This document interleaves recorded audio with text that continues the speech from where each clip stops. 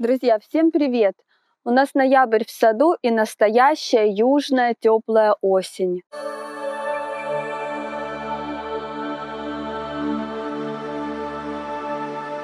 Ноябрь месяц, а наш южный сад полон вредителей. Сегодня предлагаю поговорить о том, с какими вредителями стоит сейчас все-таки побороться. Первый вредитель у меня вот он сидит, вот он, но с ним бороться бесполезно. В первую очередь я в данный момент борюсь с слизнями. Это просто какое-то нашествие. Сейчас стоит такая влажная, теплая, еще достаточно теплая погода. Вчера было плюс 20. И обращаю внимание на то, что в приствольных кругах растений, особенно кипарисовиков или каких-то вечно зеленых, просто тьма слизней. Или при посадках вот вытаскиваю землю, а их там просто вот комки. Поэтому я приобрела и опять просыпала по саду, вот ноябрь месяц, препараты от слизней и от улиток. Вот синие гранулы, гроза 3, потому что слизни это большие вредители, они в корневой системе, они там подъедать будут корни, нужно обязательно вот с ними бороться. Кто вот за какие-то гуманные методы, я не пробовала, но говорят, еще наливают пиво в такие пиалочки, расставляют, и оказывается, слизняки все очень любят пиво. И вроде как на пиво должны вы собрать утром полную пиалку слизней. Но я пока до таких способов не дошла. Напишите в комментарии, может кто-то так уже боролся, действенно это или нет. У нас на юге еще очень актуальны медсодержащие обработки. Обязательно Абигапик или Хом, но нужно будет провести перед зимой, потому что грибки, тоже сырость, влажность, все это не дремлет, и со всем этим нужно бороться. Подготовка сада к зиме идет полным ходом. На данный момент сейчас покажу, расскажу, что делаю. В нашем южном саду зимой самая главная проблема – это ветер. Поэтому бывает такая погода, что у нас -3, -5, но стоит настолько ледяной, страшный северный или восточный, тоже очень холодный ветер, который при даже минимальных температурах вымораживает нам экзотов наших южных, наши южные культуры. Поэтому самая основная борьба – это с ветром. Помните, в прошлом ролике сажала магнолию вам и рассказывала, что теперь нужно делать щит от ветра, и даже были комментарии «поберегите мужа». В общем, берегла мужа очень аккуратно, но сделали вот такой вот щит мы от ветра поликарбонатом, причем я его так развернула, чтобы ультрафиолет проходил, и летом, утром, чтобы солнечные лучи растениям моим тоже доставались, так как эту конструкцию мы снимать на лето не будем. Но вот этот ряд у меня как раз, здесь у меня растет 3 магнолии. Я вам уже показывала, у меня здесь Little Gem растет, здесь Ferrugina растет, и там закрытая маленькая, последнюю вам показывала, новая магнолия Fairy Blush. Вот видите, она тоже готовится к зиме, у нее листопад, уже некоторые листики желтеют. И вот в том уголочке у меня растет Little Gem. Красивая тоже магнолия, но это все магнолии, которые совершенно южные, и им обязательно нужно укрытие от ветра. И здесь вот в этой зоне сразу не могу не обратить ваше внимание, как вот поменял цвет и как красиво сейчас выглядит барбарис, весь усыпан красными ягодками, вот на фоне забора из плюща. Очень насыщенно, очень красиво. Вообще барбарисы – это прямо такие фавориты осеннего сада. Они очень ярко полыхают, и многие сорта очень долго держат свой листик. Вот этот сорт до последнего, вот до первых морозов будет держать свой красивый багряный листочек. Подготовка к зиме – это, конечно же, и уборка сада. Вот обязательно убираю на зиму вот все отцвевшие многолетники, вот папоротники уже, видите, это листопадные папоротники, и они уже потихонечку коричневеют. Когда стоит это все убирать? Обязательно нужно все убирать, когда растение уже само понимает, что наступила осень. Я никогда не убираю заранее на зеленых листьях, это все в предвкушении, пока там хорошая погода, вычищу быстренько. Нет, растение должно подготовиться и перезимовать само. Сейчас подойдем к травянистому гибискусу и покажу вам, как вот они уже начинают чувствовать, что осень. Вот все-таки никогда не стоит торопиться. Видите, чтобы растение перезимовало, ему самому нужно успеть вот дозреть, корень должен подготовиться. Вот уже видите, оно некрасивое, оно пожелтело. То есть можно еще, в принципе, даже немножечко подождать, когда еще ствол более-менее такой. Но я уже на этой стадии, в принципе, убираю.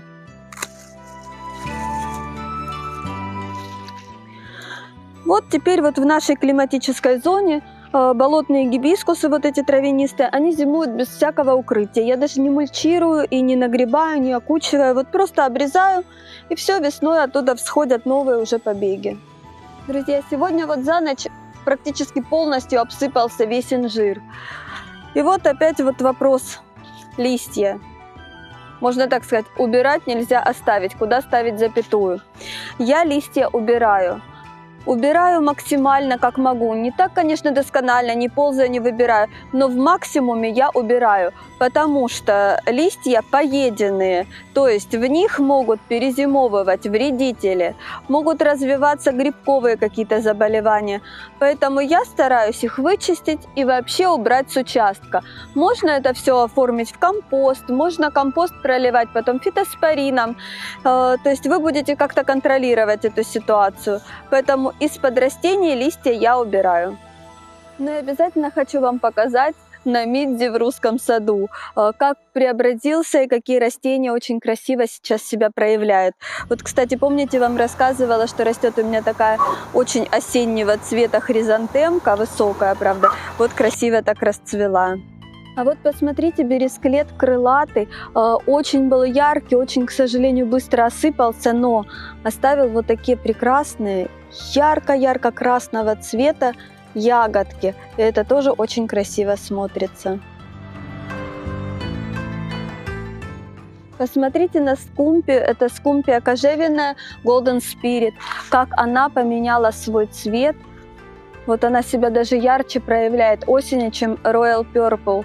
Очень насыщенная, очень нарядная. Невероятно, даже вот не передает камера, к сожалению, вот всей этой яркости листа. Бесподобная. И вот рассказывала, что подсаживала к ней Барбарис Мария. И мне очень нравится, они так гармоничны в паре. И летом они оба желтенькие, и сейчас осенью вот цвет у них практически совпадает. А вот так поменял цвет японский клен Emerald Lace, несмотря на осеннюю пересадку, лист не сбросил и все-таки набрал такие красивые краски, такие оранжево-желтые оттенки, очень красиво. Вот он у меня такой пока на 2 веточки, но очень интересный клен.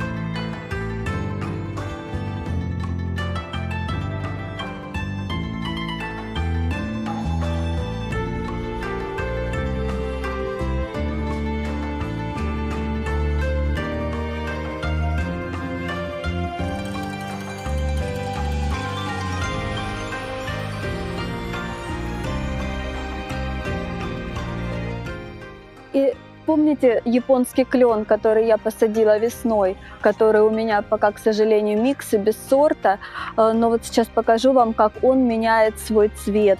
К сожалению, вот в этом году не так ярко, как, может быть, я ожидала, и читаю, многие пишут, что японские клены не у всех себя красиво проявили. Вот некоторые листики сверху прямо пожухли, или ветер шел холодный, вот что-то такое, что лист не поменял цвет, а просто высох.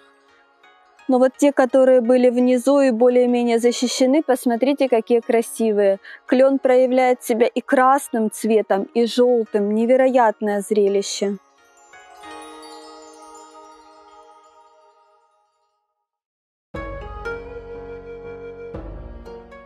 Сейчас еще возможно и хорошая погода, чтобы поделить некоторые растения с целью их размножить. Какие растения я делю осенью? Вот я разделила гехеры. Они прекрасно реагируют, очень хорошо делятся в этот период. Вот сейчас покажу вам вот эту гехерочку. Вот я ее отсадила. Смотрите, с одного куста, который я посадила в прошлом году осенью, я отделила 7 полноценных кустов. И 8-й остался маточник. Вы представляете, какая она вообще производительная, какая трудяшка. Вот такую красивую гехеру я только завела, я ее подсадила. Невероятно красивая у нее расцветка листа, но продавалась тоже как микс, поэтому, к сожалению, сорта я ее не знаю. Кто знает, пишите мне в комментариях. По поводу еще, какие растения хорошо поделить осенью. Вот буду делить обязательно медуницу. Весной посадила, и вот здесь насчитала уже около 3 хороших кустиков. Я ее всю вытащу, разделю, и на следующий год у меня будут еще такие большие розетки уже в нескольких местах. Еще осенью хорошо делить хосты. Я тоже большие старые кусты все вытащила, поразделила. Уже наросли вот такие огромнейшие просто розетки, из которых уже 4-5 кустов получилось, которые, в принципе, будут даже цвести и будут прекрасно себя чувствовать. Друзья, сейчас отвечу на некоторые ваши вопросы. Самый основной, который мне приходит, вы у меня многие спрашиваете, можно ли еще сажать? На юге – да. Можно. Можно сажать контейнерные растения, которые с закрытой корневой системой. Сейчас еще можно сажать открытые какие-то садовые, плодовые деревья, которые идут с открытой корневой. Тоже можно сажать. Единственное условие, когда вы сажаете растения, вы задаете мне вопросы, укрывать или не укрывать. Нужно смотреть на зону вообще этих растений. Если эти растения наши, допустим, 7-й зоны, 6-й зоны или зоны ниже, то укрывать их не нужно. Просто мульчируем им приствольный круг либо корой сосновой лиственницы, либо компостом можно замульчировать. Обязательно вы должны закрыть корневую систему, чтобы влага задерживалась в почве и корни прогревались, само собой разумеется. Если вы сажаете какие-то южные культуры, вот я, допустим, посадила магнолию, ее лучше бы сажать весной. Но у меня так получилось, что приобрела я осенью, и я ее не стала передерживать в контейнере, в горшке до весны. Посадила. Я буду контролировать зиму. Если прямо будут какие-то супер ужасные морозы, я ее наверняка все-таки оберну, закрою, на эти дни просто, чтобы ветер я ей отсекла. То есть если вы сажаете южные растения, сделайте какой-то запасной каркасик. Не стоит закрывать и в теплые дни, чтобы это все там запаривалось. Но если прогнозирует большой мороз, то вы будете вооружены. Или белым вот этим нетканным материалом завернете это все дело. То есть это только если вы сажаете южные, которые выше вашей климатической зоны растения. И один, конечно, из самых часто задаваемых вопросов – это про японскую камелию. Я уже во многих роликах показывала, рассказывала. И вот сейчас опять вернусь и расскажу, покажу, как она выглядит, какие планы, как будем зимовать. У меня 2 камелии. Я, к сожалению, не такой супер заводчик камелий, как хотелось бы. И эти растения я выращиваю 1-й год. Вот эту я посадила в феврале, и она у меня выдержала мороз уже -13, но потеряла бутоны. На ней было около 3 бутонов. Это Голландия, голландская камелия, и они, к сожалению, говорят, не такие морозоустойчивые. Она у меня растет в контейнере. И чувствует себя прекрасно. Вы видите, сколько тоже заложила она бутонов. Это камелия без сорта, японская, микс. Но когда были бутоны, один бутон был видно было, что он розовый с такими яркими полосочками, а один ярко-розовый. Видимо, 2 разных черенка было, и их соединили в одно растение. Так часто делают с камелиями, чтобы получить больший и хороший куст. Эта камелия у меня растет в кислом грунте. Я ей делала его самостоятельно. Брала почву для азалий, добавляла туда смокот, добавляла туда хвойный опад, песок и немножечко нашей садовой земли. В общем, вот в такой вот кислой почве растет камелия в контейнере, замульчированная корой сосновой. Камелия, вот везде все пишут, что это очень сложное выращивание растения, так как она очень любит влажность. У меня вот проблем с этим нет. Во-первых, я живу на берегу реки, и у меня очень влажно. Особенно вот зима, осень, весна, такие туманы холодные. Это как раз вот подходит для камелии. По поводу полива, камелия любит влажный грунт, не любит пересыхание, но и не любит загнивание, то есть это не должно быть болото какое-то. Ну, поливаю я ее летом довольно часто, практически каждый день. Я использую речную воду, если вы выращиваете, советую воду хотя бы отстаивать. И вторая моя камелия растет у меня в грунте, сейчас я вам ее покажу. Вот эта камелия, саженец Италия, сорт называется Миссис Тингли. Вот эта камелия растет у меня в открытом грунте, и выглядит она, конечно, просто великолепно.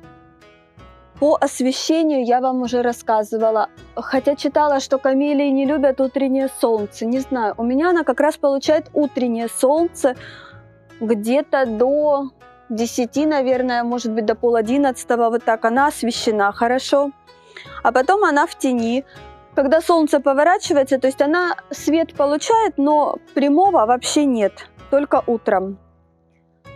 По поводу посадочной ямы для этой камелии. Я делала большую, причем у меня здесь огромный массив из жимолости. И чтобы не было вот этого конфликта корней, я закапывала вот сюда большую-большую шиферину, прямо кусок в землю, чтобы корни жимолости не мешали развиваться моей камелии красивой. По поводу почвы уже в каком-то видео вам рассказывала, что тоже делала ей, как рододендрону, можно такую вот сказать посадочную яму. Она любит кислую землю, любит органику, любит, чтобы эта земля была воздухопроницаемая.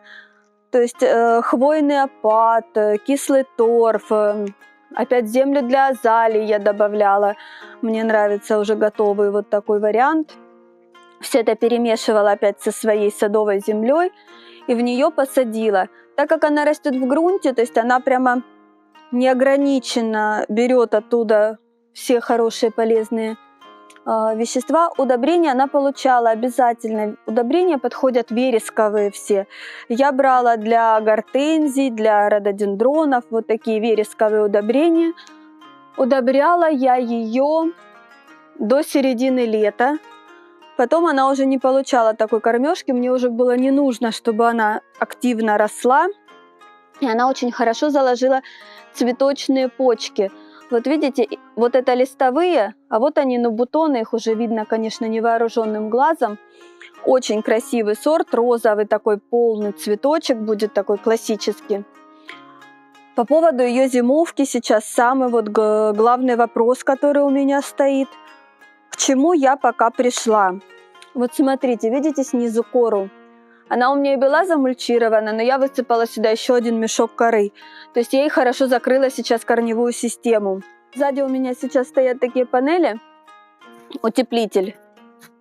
Не помню, как он называется, такой, не пенопласт. Ну вот, в общем, он и обогревает, и ветер останавливает. Вот здесь у меня просто живой забор, и я решила остановить ветер, потом это все закрою рулончиком бамбукового заборчика, чтобы это было красиво. Вот на данный момент я просто ей отсекла ветер. Влажность она получает просто огромную. Что будем делать дальше? Дальше будем ставить ей каркас обязательно. Каркас, который я при желании смогу сама лично снять, либо установить, чтобы обязательно он проветривался, чтобы она там могла у меня дышать в нем. Каркас этот будет только на морозы. И внутри этого каркаса, скорее всего, мы его будем оббивать либо пленкой, пупыркой, потому что она плотная. Вот если брать, допустим, 75 микрон, трехслойную, то она довольно неплохо будет сдерживать воздух. Может быть, даже будет двойной каркас, то есть с эффектом термоса между, чтобы сантиметров 15 было. Дальше, если все будет идти по плану, то мы сделаем сюда электрический обогрев.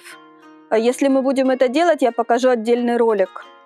Если все-таки у меня не получится, то тогда мне придется очень сильно контролировать зиму и обогревать. Я не знаю, мне даже рассказывала женщина, что она ставила большую свечку, ставила емкость с маслом, в нее эту свечку и обязательно расставлять емкости с водой. Вот таким вариантом. Но я все-таки надеюсь, что мы сделаем ей каркас, теплый пол, кабель и термодатчик, который я настрою, муж настроит на -1, чтобы он автоматически включался, так как японские камелии при -5 теряют цветение, теряют бутоны. Поэтому вот будем бороться за эти бутоны. Мне написали комментарий, что появились сорта камелий, которые цветут ноябрь-декабрь, сазанка. Я изучила этот вопрос, прочитала. Да, интересно, это сорта, я так понимаю, камелии горной. Но, к сожалению, вот я в России не нашла ни одного саженца. Один где-то за около 9000, и это неизвестный для меня магазин, интернет, в общем, я не стала связываться. Что я за этот сорт камелий? Камелии – это вообще семейство чайные. Вот эта сазанка, она очень часто используется для создания эфирных масел, каких-то отдушек. Но, к сожалению, вот видите, она еще у нас в России так недоступна. Эти сорта более морозоустойчивые, и для нашего климата бы они прекрасно подошли, так как у нас ноябрь, декабрь еще довольно теплый.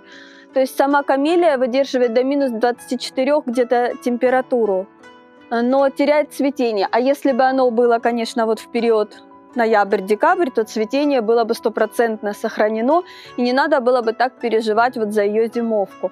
Так что если кто-то может себе найти вот и посадить, то, конечно, вот эти сорта сазанка, они будут более подходящими к холодным условиям. Друзья, ну и, конечно же, посадочный сезон в разгаре, как я уже сказала, температуры позволяют. Я продолжаю какие-то изменения делать в саду и получила еще 2 растения субтхоза по переформировке. Вот эту зону сейчас вам покажу, что придумала. Помните мою акацию ленкоранскую, летний шоколад? Смотрите, какая красавица, и лист еще, в отличие от зеленой, на ней хорошо держится. Видите, какой красивый лист? Вот в связи с этим листом у меня пришла такая идея, в общем, когда-то здесь у меня приствольный круг был кирпичиком выложен, чтобы задерживать здесь влагу и отделить ее. В общем, все это я убрала и подсадила вот сюда. К сожалению, для меня пока безымянный бересклет, очень похожий на сорт Луна, который я вам показывала. Но у него структура роста будет как вот у Эмеральд Гаеты, то есть он будет такой почвопокровный. Вот я подсадила сюда 3 кустика. Видела большой куст маточник, он очень красиво смотрится. Такой яркий контраст темно-зеленого листа с вот этой вот ярко-желтой серединкой и с ярко-желтой корой. Высота взрослого растения была около 60 сантиметров. То есть, какая идея? Вокруг вот этой моей красивой, бордовой, такой яркой весь сезон ленкоранской акации будет такой красивый ковер, такой круг приствольный из вот этих бересклетов, которые будут оттенять ее вот этот вот красивый листик. Вот эта зона сада у меня теневая. Я вам уже показывала, рассказывала, у меня здесь клен растет, японский широсаванум. И вот здесь я подсаживаю такие теневые растения, которые мне нравятся, интересные. И вот еще одно новое растение, которое я решила завести, это ароник. Посмотрите, какой красивый лист. Очень необычное растение, очень интересное. Весной будет появляться стрелка, которая расцветет. Потом она без листьев, потом она завяжет красные ягодки. Потом, когда эта стрелка уйдет, в осень выходит вот такой красивый лист. Лист может быть вот такого размера, большой. Это вот пока маленькое растение. Вот такое интересное, необычное, красивое тропическое растение. Любовь к моим тропическим и южным экзотам не останавливается, и стала я потихонечку свой взгляд перекидывать на всякие разновидности более южных и тропических растений. И вот сейчас вам показываю, приобрела цикас революта, саговник. Видите, какой красивый? Саговники ценятся за вот эту шишку. Чем больше шишка, тем дороже экземпляр. Купила я его совершенно случайно, не планировала. Просто стоял на распродаже за вообще очень маленькие деньги. За 200 рублей прямо на кассе в Садовом центре. Я не смогла его не взять. Вот здесь были желтые листья, все листья срезала. Вот посадила его, но на зиму занесу в дом, так как он не терпит большие заморозки. Ну, в Сочи он растет, в принципе, в открытом грунте. И небольшие заморозки он выдерживает, я так понимаю. Но вот в лето будет расти у меня пока в контейнере. Вообще прекрасно отзывается и прекрасно растет в контейнерах, в горшках. А вот сейчас, смотрите, показываю вам то, что получила с оптхоза. Это таксодиум, болотный кипарис. Вот я его тут прикапывала, видите, корни хорошие, живые. Это размер R9. Смотрите, вот мой рост, вот высота таксодиума. Получила я его совершенно недавно и, честно говоря, очень расстроилась. Он подзавис немножечко на почте. И когда я получила, он был настолько сушеные были корни у него, что я так расстроилась, думала, все, непонятно, живое растение или нет. Ну, потом вымочила его, на ночь замочила, корни действительно большие. Что буду с ним делать? Решила я его посадить на берег, так как водные кипарисы при наличии близко грунтовой воды или на берегу реки формируют свой ствол в такие огромные, как бутылки. Вот кто видел, наверное, вот озеро Кипарисовое в Суко. Очень красиво это смотрится. Но в зиму я не хочу его сажать на берег, у нас ужасные ветра. Сделаю ему туда весеннюю посадку. Поэтому что сделаю сейчас? Сейчас возьму горшок. Вот, может быть, даже вот такого вот примерно объема. В этот горшок сделаю хорошую почвосмесь хвойную. И вкопаю вот этот горшок, он будет в грунте, в тихом месте, и вот так он у меня будет до весны. А весной я его достану и пересажу уже как положено, чтобы он уже укоренялся, разрастался. Вот весной посмотрим. Это хвойное растение, очень красивое. И вот еще одно растение с оптхоза, которое я заказала, это Фатиния фрезера, сорт называется Red Light.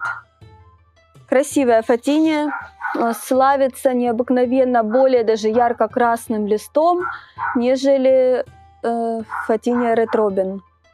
Вот смотрите, видите, на вот этом вот листике видно уже, какой он насыщенный, какой он невероятно яркий.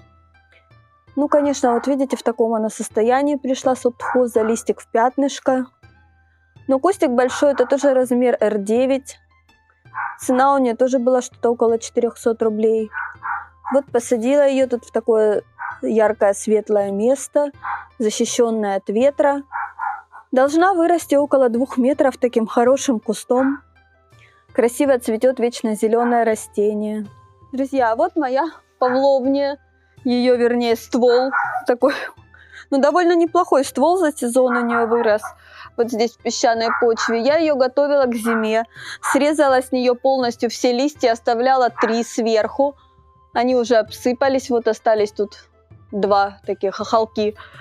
Вот в таком состоянии павловня уйдет в зиму. Давала я ей уже монокалий фосфат. Страдала она у меня тоже, ее тут гусеницы поджирали, даже вот ствол немножко подъели ей. Что еще думаю? В принципе, здесь у меня довольно защищенное от ветра место, но были у меня такие мысли взять вот этот евроутеплитель для труб. Вот так разрезать и надеть на нее, и привязать в нескольких местах, и попробовать хочу сохранить ей ствол, чтобы не подмерз. Ну, посмотрим, весна покажет. Ну вот и наступил вечер в саду, а это значит, что наступило время отдыха. На этом я с вами прощаюсь. Не забывайте ставить лайк. И до встречи в саду!